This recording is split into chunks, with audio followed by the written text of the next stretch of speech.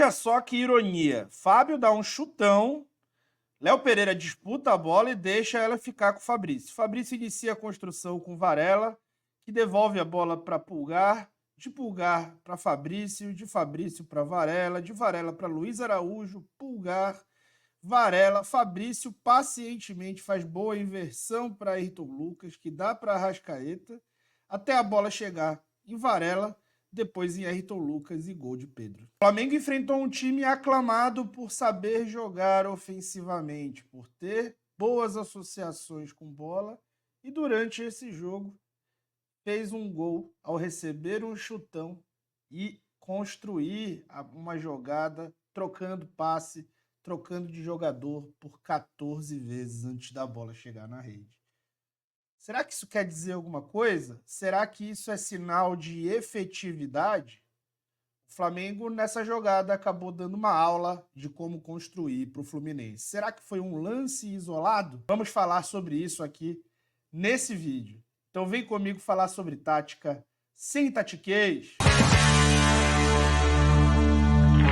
Já aproveita para deixar o like e se inscrever no canal. O teu like é muito importante para que esse vídeo cresça em quantidade de visualizações, e também a sua inscrição não é menos importante, porque ela faz com que nós cresçamos e com isso o algoritmo vai nos ajudar cada dia mais. Pois bem, do lado esquerdo aqui a gente tem um mapa de calor, que no caso é um mapa de calor das ações com bola do Fluminense. Você pode notar como o Fluminense ele ficou 65% do tempo com a bola, mas veja, especialmente no primeiro tempo, aonde que ficou essa bola, né? Especialmente, ela ficou nos dois corredores laterais, porém próximo à sua própria área. Curioso, né? Ele acabou ficando próximo da sua própria área, com uma grande também foco dentro da sua área, ou seja, a área do Flamengo, a área do oponente, ela ficou limpa. O Fluminense não entrou na área do Flamengo na primeira etapa, não entrou praticamente, pelo menos, com a bola. Quando a gente vai entender os ataques posicionais que cada equipe deu, o que é um ataque posicional? É a forma como a equipe, é quando a equipe se organiza para atacar um adversário e de fato a ataca. Não conta quando você está trocando passes na defesa, conta quando você está realmente tentando atacar e tentando invadir a área adversária. O Fluminense teve 20 ataques posicionais no jogo, e nesses 20 ataques posicionais no jogo, ele alcançou um total de 0 gol esperado, 0 de XG. Tá aqui, ó, 0 XG, 0 XG, 0.01 XG. Tá? Uma finalização oriunda desses ataques posicionais, ela foi para fora de muito, muito longe. As duas finalizações que foram no gol foram em bolas paradas. Quando a gente vai para o Flamengo, a gente nota que o Flamengo fez 23 ataques posicionais, ou seja, o Flamengo se organizou para atacar o Fluminense de forma organizada por 23 vezes. E nessas 23 vezes, o Flamengo alcançou praticamente 2 de XG, ou seja, 2 gols esperados, o que explica bastante o 2-0. A gente vai notar que o Flamengo atacou mais o Fluminense, inclusive de forma quantitativa, mesmo ficando só 35% do tempo com bola. Como foi esse ataque? Como foram esses ataques? Não foram poucas as vezes, apesar de na primeira etapa o Flamengo não ter criado tanto assim, não foram poucas as vezes que o Flamengo envolveu o Fluminense ou tentou envolver em troca de passe. Isso passa muito pelo entrosamento dos jogadores. Aqui a gente vê o Varela por dentro completamente livre, o Fabrício sabendo a hora certa de dar esse passe. Aliás, o Fabrício evoluiu bastante nesse jogo com a bola.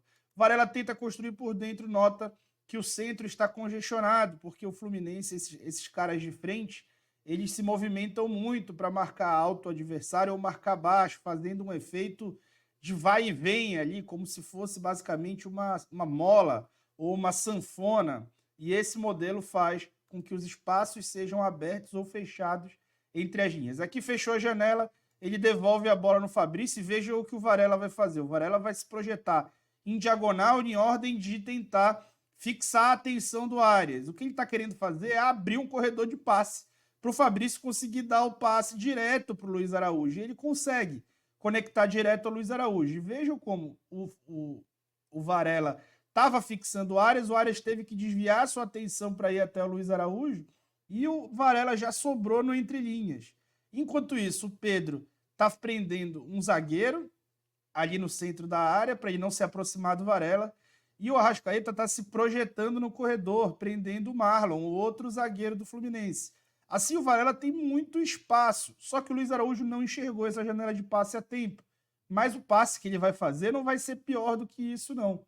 Ele vai conseguir cortar para dentro e dar essa bola no Arrascaeta. Mas vocês notaram como o Marlon está tendo que dividir a referência entre a bola e os dois jogadores do Flamengo? Ele está em inferioridade numérica e qualitativa, ou seja, essa bola vai sobrar limpa com o Arrascaeta, e quando ele dominar, ele tem um espaço enorme para pensar o que vai fazer com ela. Enquanto ele vai pensar o que vai fazer com ela, o Marlon vai ter que se aproximar dele. E quem sobra nas costas do Marlon? O Varela, completamente livre nas costas ali do seu opositor. Ou seja, o Flamengo poderia ter finalizado essa jogada com o próprio Varela, que acabou não recebendo passe, mas o Flamengo ainda assim colocou essa bola na área e acabou sendo abafada pelo Fluminense. A gente vai ver outros lances. Aqui é muito curioso. O Varela recua a bola para o Fabrício Bruno. O Fabrício Bruno vê o Pulgar com a linha de passe fechado, o defensor, que no caso é o atacante do Fluminense, muito mais próximo do Pulgar do que do Fabrício. E aí o que ele vai fazer? O correto, esperar esse jogador se aproximar dele enquanto o Pulgar abre linha de passe. Então, você não tem por que dar o passe se o teu marcador ainda está distante demais de você. E ele segura a bola. Nessa hora no estádio, alguma parte da torcida pode até de repente se irritar. Por que esse cara não deu o passe ainda?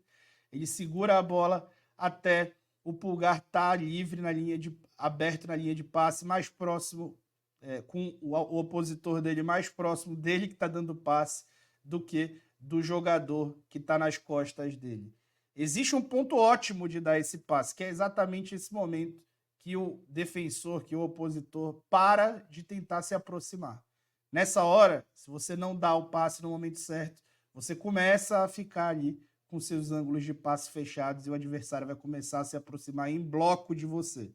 E aí o Fabrício enxerga o momento certo de dar o passe, dá o passe até o Pulgar, que acontece a mesma coisa com ele. Só que ó, ele já mapeou o espaço, repare como ele está com o pescoço quebrado, ele já mapeou o espaço e já enxergou que o defensor, que é o André, está se aproximando dele, enquanto o Arrascaeta está ficando livre nas costas. E aí ele vai dar de primeira.